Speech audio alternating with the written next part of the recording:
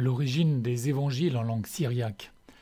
Le syriaque est une évolution de l'araméen qui apparaît oralement au IIe siècle avant Jésus-Christ et dont la première trace écrite est identifiée par l'épigraphie dans l'inscription de Biréchik entre Antioche de Syrie et Édesse. Dans le groupe des langues sémitiques, le syriaque des évangiles fait partie de l'araméen du nord-ouest. Elle devient une forme classique jusqu'au 8e siècle après Jésus-Christ, avant d'évoluer pour donner diverses formes de dialectes néo-araméens modernes. Le Christ a été rapidement annoncé à l'oral comme à l'écrit, dans toutes les directions des voies de communication, donc en particulier vers l'Occident et par les voies du croissant fertile vers l'Orient. Les apôtres et évangélistes ne sont pas partis les mains vides et l'archéologie révèle les premières églises construites en tant que telles en Mésopotamie à la fin du IIe siècle, avec des évêchés. Certaines de ces communautés n'acceptèrent pas les conciles imposés en langue grecque, difficile à transposer du grec indo-européen vers le syriaque, sémitique, avec de plus quelques ingérences de l'empereur de Byzance. Ils se séparèrent donc lors des conciles d'Éphèse, 431, et Chalcédoine, 451. Mais d'autres restèrent toujours unis avec l'évêque de Rome, ou se réunirent avec lui à partir du XVIe siècle.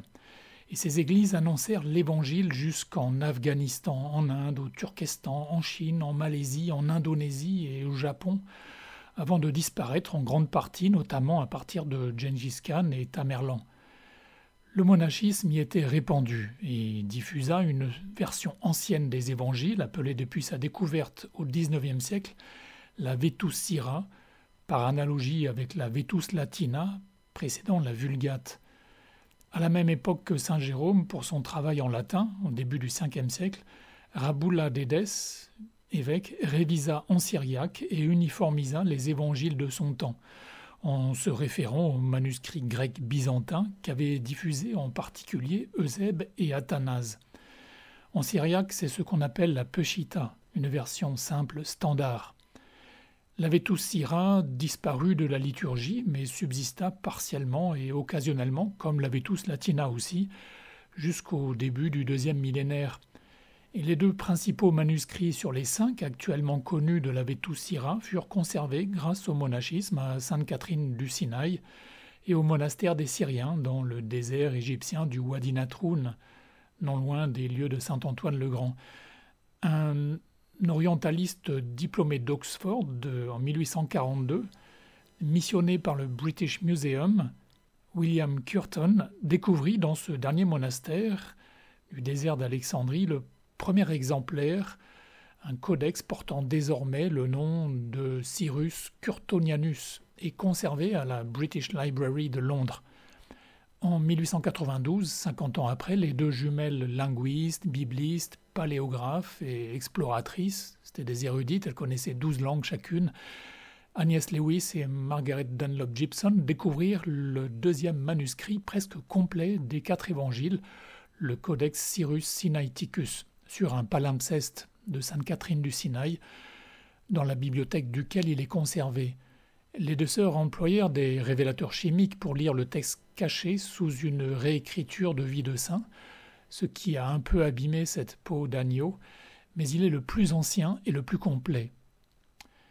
En 1975, un effondrement de murailles de l'église de la Transfiguration à Sainte Catherine du Sinaï a permis de découvrir des fragments de 2 autres manuscrits de la Vetus Syra et un équipement d'imagerie multispectrale conçu par l'Université de Californie de Los Angeles en 2016 pour déchiffrer les palimpsestes a permis à un chercheur autrichien, Grigory Kessel, d'en déchiffrer un 5e de la même famille. On projette des dizaines de couleurs différentes, infrarouge et ultraviolet inclus, sous plusieurs angles, et un logiciel fait la somme des micro-différences. À côté, 350 manuscrits de la Peshitta et quelques dizaines de lectionnaires en syriaque palestinien et syriaque classique permettent d'effectuer des comparaisons. Parmi les 4 grands regroupements ou familles de manuscrits du Nouveau Testament, le texte de la Vetus Syra relève surtout du type 4 ou texte occidental, avec aussi quelques éléments du groupe 3, dit césaréen, proche de la Terre Sainte.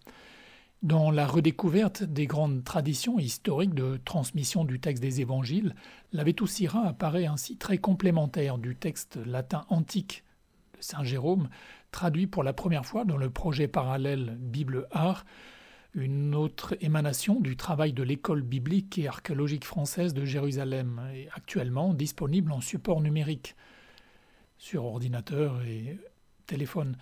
Les Saintes Écritures sont en effet une polyphonie, ce qui évite en passant le piège du fondamentalisme, car il n'existe pas une version originale unique tombée du ciel des évangiles. La Vettusira livre une version dont la langue et le contexte historico-géographico-culturel les plus proches de l'araméen judéo-occidental et du judaïsme de Jésus.